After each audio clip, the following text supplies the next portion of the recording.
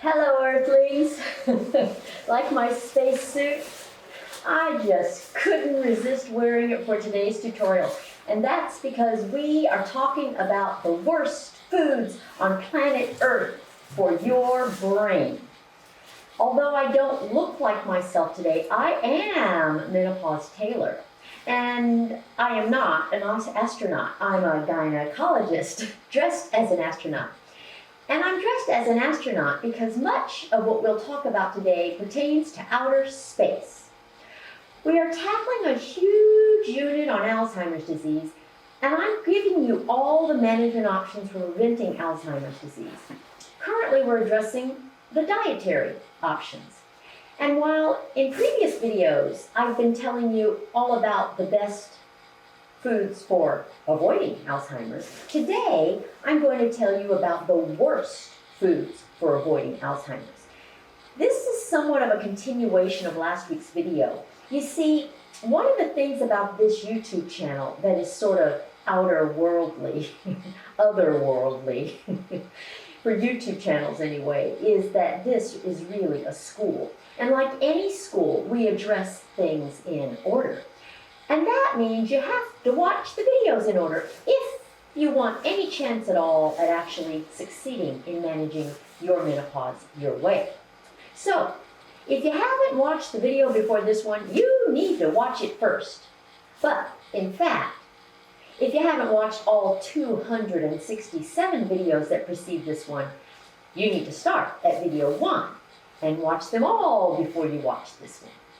And no matter how bizarre that may seem to you, I promise you that you'll be absolutely shocked and delighted with your ability to understand everything. You'll say, "This is out of this world," in a good way.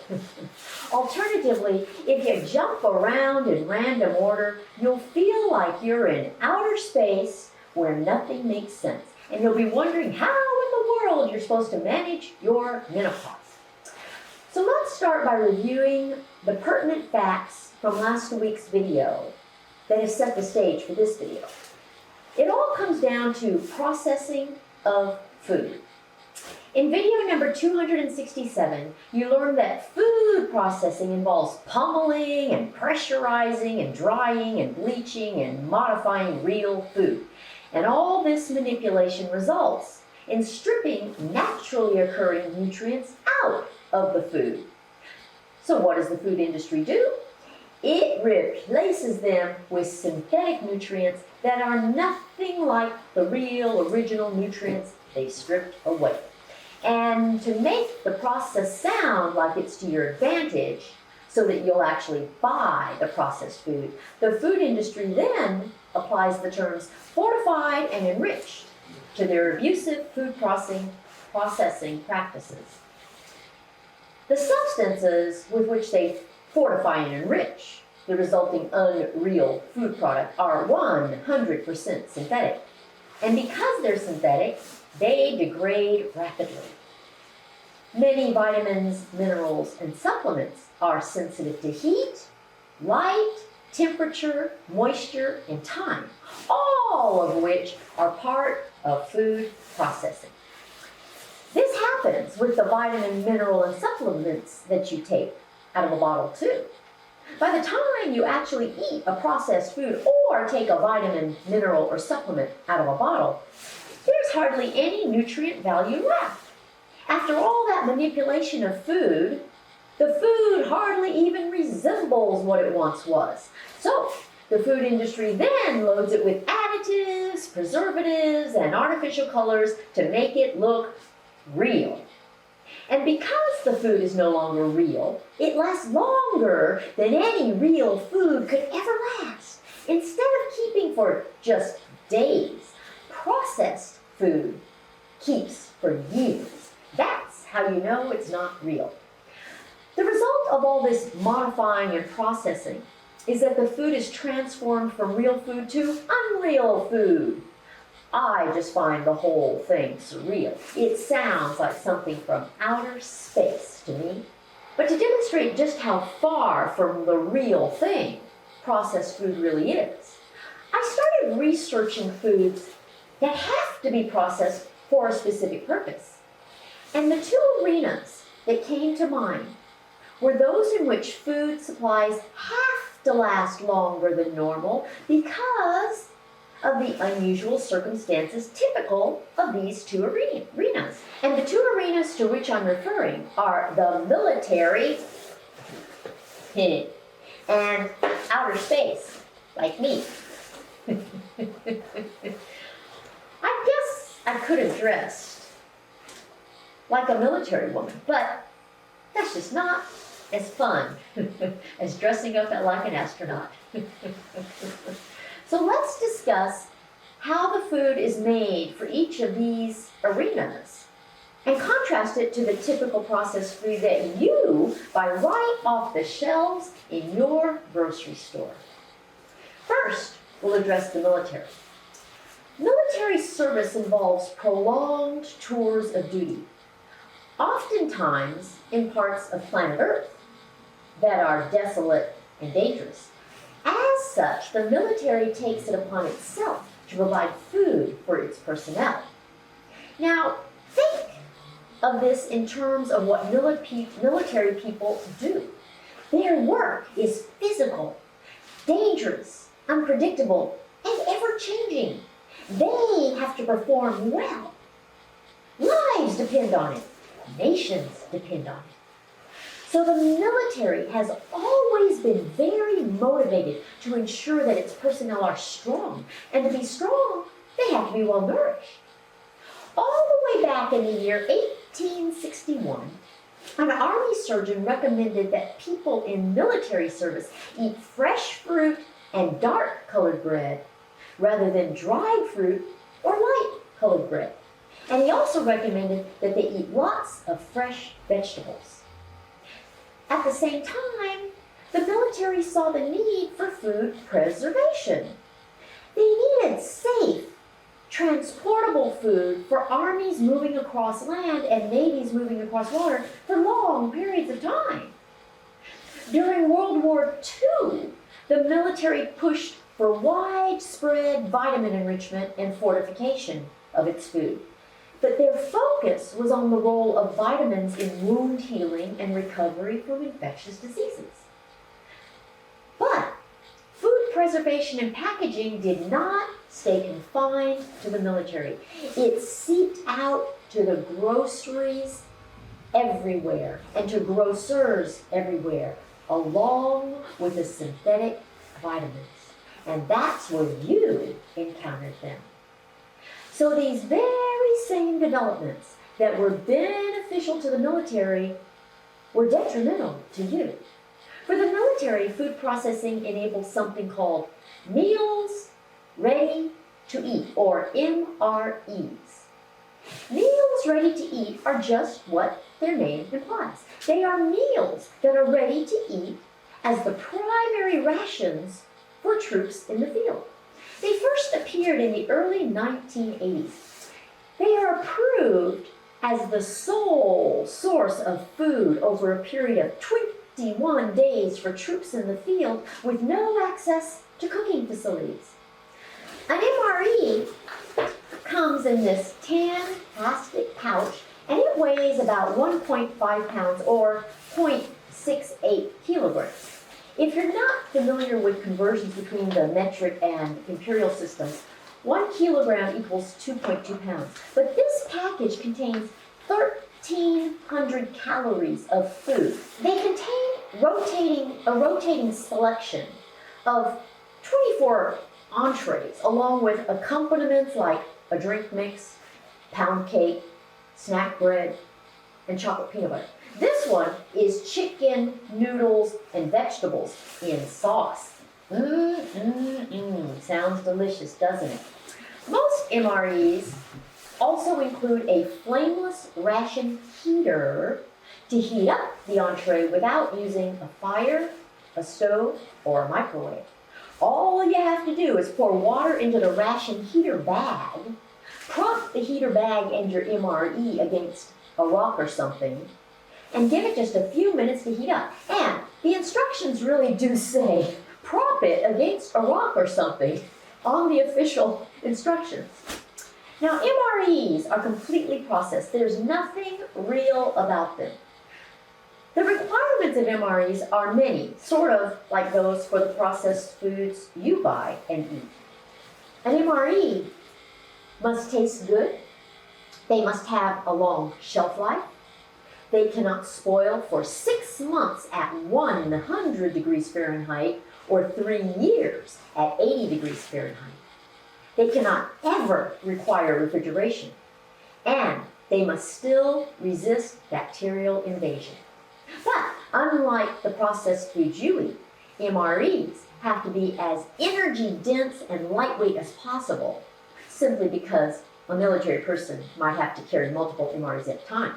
And they must be able to withstand being airdropped. All these requirements have placed limitations on the real foods that can be used to create MREs. The first MREs that appeared in 1986 were not well received because they were monotonous meals and they did not include the heaters. And the troops changed their name from meals ready to eat to things like meals rejected by everyone or meals refusing to exit.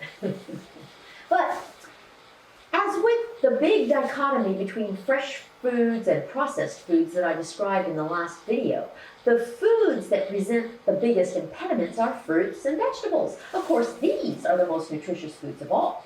But for purposes of MREs, they fail on all counts. They are high in moisture, which makes them heavy. They spoil easily. They contain very few calories, and they get mushy when they're canned or bagged. What this means is that MREs consist of the same kinds of ingredients you get in your processed food: sugar and refined flours. So an unfortified MRE would not be nutritious at all, and neither are the unfortified processed foods that you eat. So the military has its own dietary reference intakes, or MDRIs, which are the minimal nutritional requirements that all MREs must meet. And these are very similar to the recommended daily allowances, or RDAs, that you see on your packaged foods, but with modifications.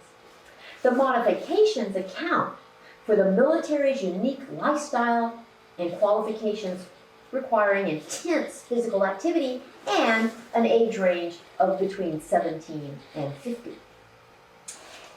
MREs do not contain performance-enhancing drugs, but the military is allowed to add caffeine to its food, even though it's a stimulant.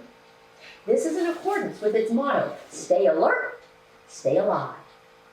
I wonder if the food industry has the same arbitrary wiggle room to add stimulants to your processed foods. You know the answer to that, don't you? What do you think energy drinks and energy bars contain? MREs are all about short-term needs of soldiers, sailors, and pilots.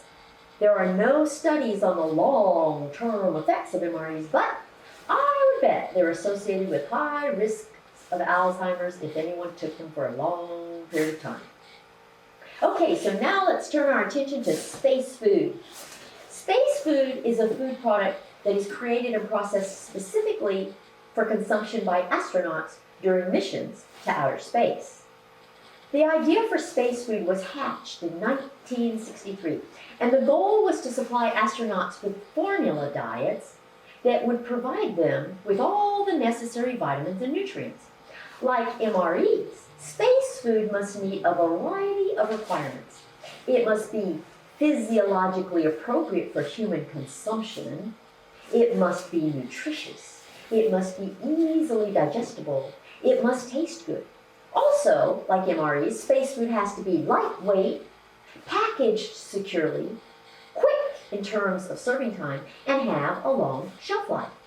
But unlike MREs or the processed foods you eat, space food also has to be engineered for consumption in a zero-gravity environment, leave little waste, and be easy to clean up, because crumbs are a real problem in outer space. So you might wonder, what in the world constitutes space food? Well, There are different categories of space food. Some of these are really out of this world. There are beverages, which are really either freeze-dried drink mixes or flavored drinks that come in vacuum-sealed pouches. There are fresh foods that the astronauts have to eat within the first 2 days of acquisition, and these are really just for psychological support.